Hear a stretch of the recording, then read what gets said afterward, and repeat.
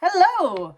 Welcome back to my video series where I am documenting my thoughts on certain books. This book series particularly is Mission Earth by L. Ron Hubbard. Now, where we left off last time, Sultan had gotten someone down to Lumbar's office to have a chat with Lumbar.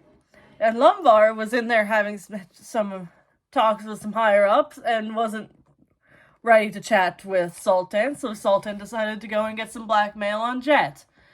Well, Sultan now finally got the chance to talk with Lumbar, and he finds out that he's still the section chief over Blito 3, which is Earth, while also being the one in charge of Mission Earth.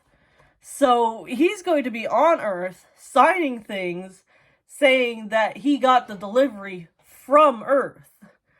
So he has to retroactively sign the document on Earth and date it to when it's going to arrive in Voltaire, so that they can document it. And it's all part of the corruption scheme and everything, because Lumbar says he's the only one that they could trust and everything, but really it's just they don't want anyone else knowing about it.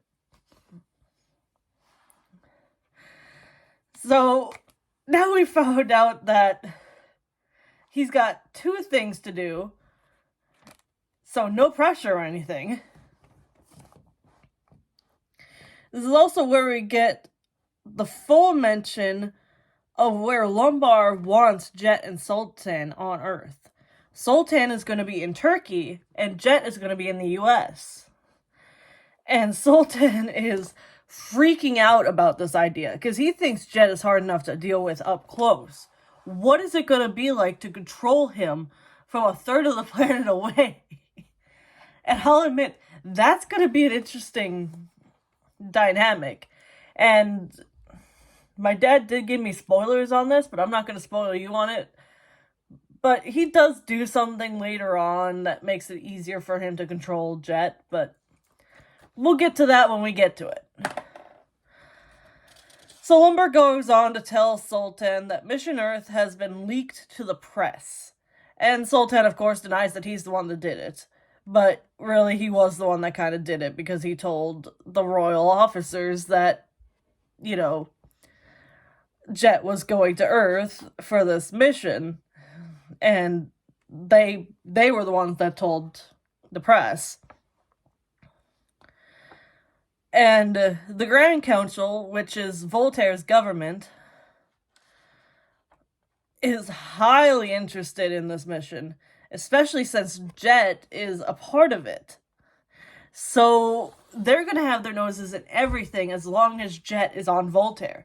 Meaning that now the fire is lit under everybody's asses in the apparatus to get Jet off of Voltaire as fast as they can into Earth, where the Grand Council has no control over what's going on. So that was the end of part 3 of this book. Part 4 starts with a letter from Sultan to the judge that is overseeing his case. Yes, this whole book series is written looking back at the events, because Sultan is in prison at the moment for what happens through this book series, and he's about to stand trial for it. But he's writing to the judge, hoping for leniency, saying that if I tell you what happened, I tell you the full truth, maybe I could get, not the death penalty. And that's what he's hoping for, and the judge is seeming like he's gonna get at least some form of leniency from what Sultan is saying. The judge has said in his letters. And Sultan is also saying that he is very appreciative that the council is happy to have these accounts of the events of what happened in Mission Earth. But then there is this part that absolutely shocked me. This shook me to my core. I was not prepared to turn the page and read this.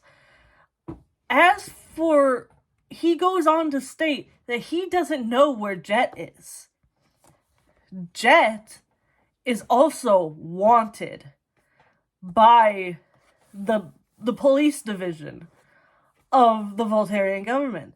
He is a wanted man. He's a criminal at this point. Whatever they did in this book series had to have been astronomically criminal for Jet to have been a wanted man. So I am like, I understand that Jet was probably going to end up being like in a bit of trouble for this. But the fact that Sultan was facing the death penalty, and Jet could very well be facing the same penalty, just upsets me to my core. Like, that makes me so sad. And I really hope that, since these letters are a part of this book series, I really hope that we don't find out that Jet did get captured. I hope that he's smart enough to stay hidden and he does get to live out the rest of his days on the lam. Because I really do like Jet, and I don't think he honestly knows what's going on, or he had any willing participation in what's about to happen. And so Sultan does say he doesn't know where Jet's whereabouts are, but he does state that he hopes the writings that he is doing this series will help the police to find him. And then we get the first chapter of part 4. And its focuses on Countess Crack again. So when Sultan arrives at the training chambers, the Countess's crew is cleaning with some heavy chemicals. Like, it reeks of chemicals in there. And all of the crew has been cleaned, the Countess is clean, all of their clothes have been cleaned. Like, it's strange. Sultan acknowledges this is strange. Like, where they are, Spitos to Spitos, it's a dirty, dirty place. Like, nobody cleans because getting the supplies to clean costs so much that they just don't want to clean because it would waste the supplies. And then they'd have to spend more money to get more supplies. So it's odd that the Countess is cleaning.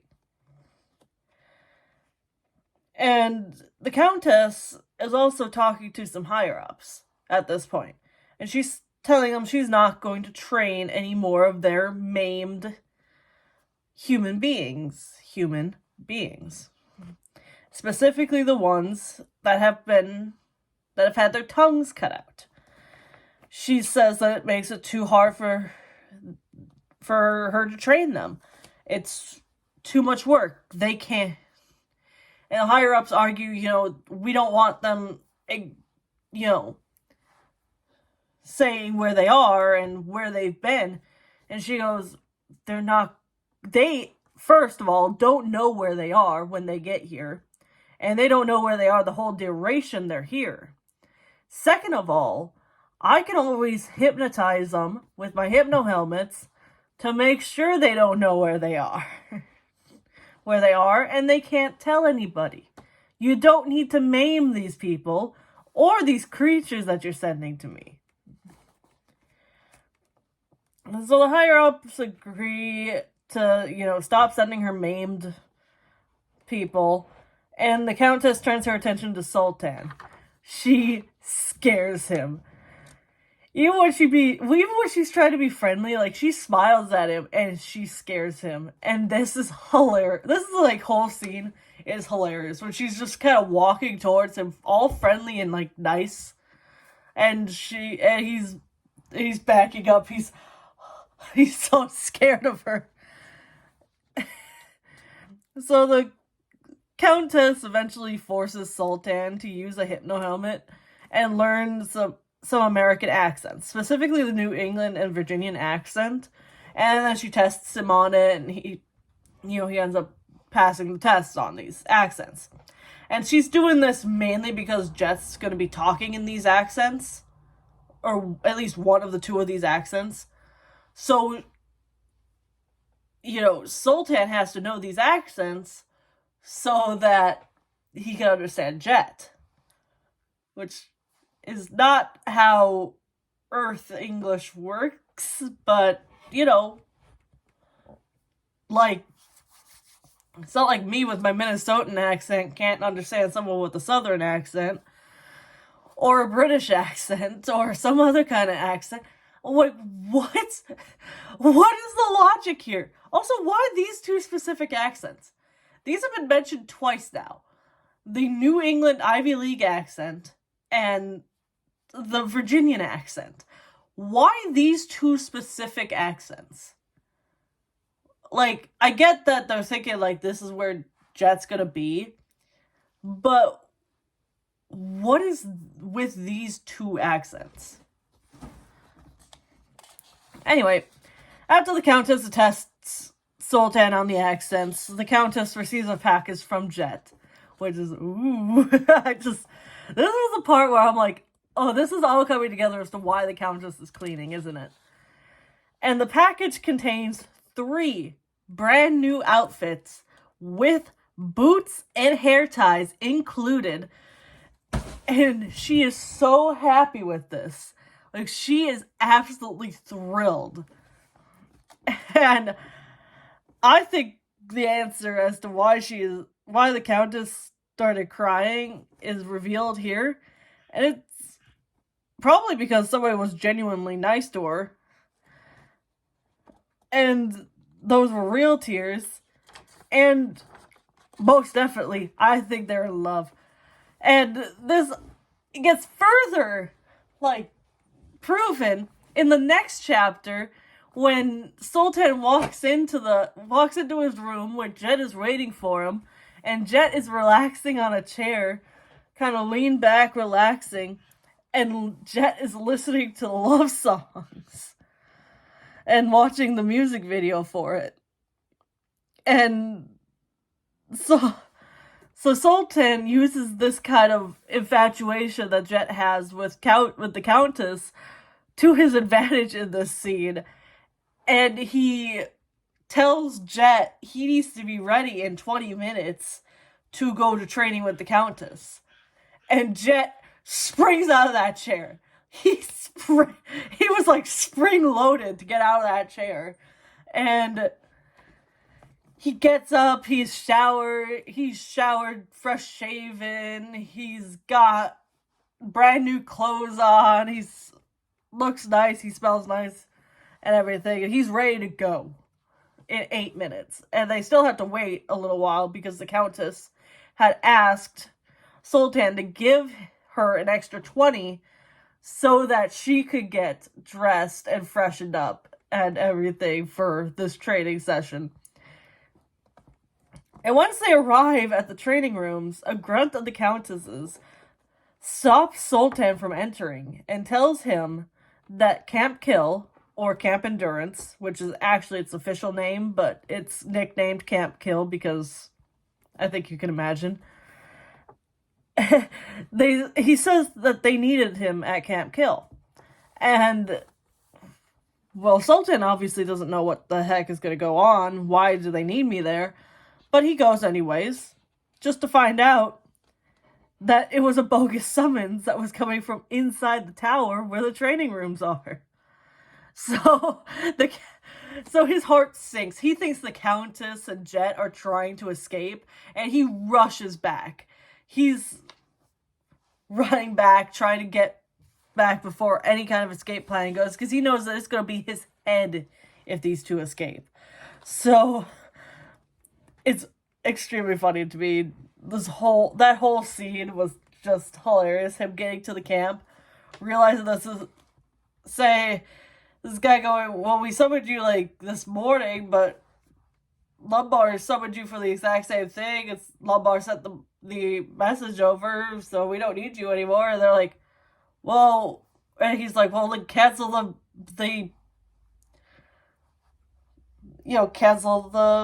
the order. And he's like, we did. This isn't our order. This order is coming from up there. This order is coming from the tower. And that was funny. So when he gets back, he realizes there's no actual escape plan. It's just the Countess wanted to be alone with Jet, and she's sitting across the table from Jet. Jet's leaning back in the chair listening to these language and accent tapes. And he's not actually playing out loud this time instead of into the hypno helmet, because the Countess wants to see how Jet is doing this. And the Sultan comes over, he leans over and whispers in her ear, "Pretty clever plot you got there." And she, not skipping a beat, goes, Isn't he just sexy and handsome? And Sultan just throws up in his mouth and walks out. He doesn't want to deal with it. he's so done. Him stating that he had to leave the room because he was not into the two lovebirds was just funny. Because it, same. Watching people be, madly in love and making the goo-goo eyes at each other and making kissy faces and everything, it just makes me kind of sick. Yeah, I've probably done that before, too, with my crushes and my boyfriends, my, significant others. But, no. I hate watching other people do it. It makes me sick. So that was where I got to last night. And granted, I am putting this book down and marking off spots in my notepad here to make sure these videos are not 1 hour long videos. And I do hope you guys are enjoying these videos, because I really am enjoying making them and I'm enjoying the series. And let me know your thoughts.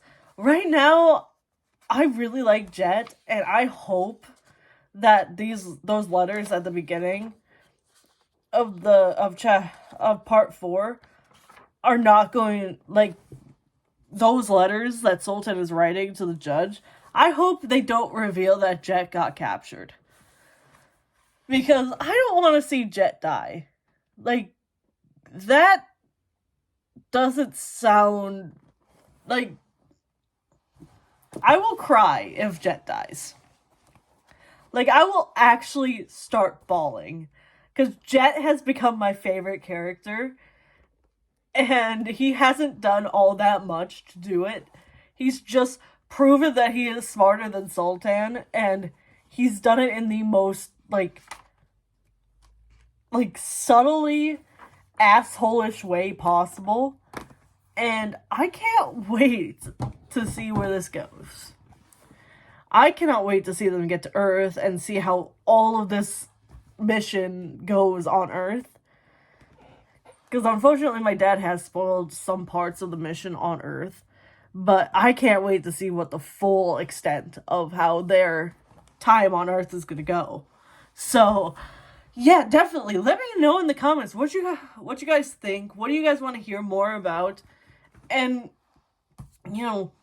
let me know, do you want me to make these videos longer? Do you want me to make them an hour? I'll make them an hour. Because, honestly, it's hard to put this book down once you start going. And, I'm trying to stick to at least 2 or 3 chapters a day. So that way I'm not, writing down notes and then running into an area where I just corrected my own thought in the same video. So, yeah, definitely, let me know. Let me know if I should be reading more of this book before each video. Let me know what you think. And, yeah, see ya.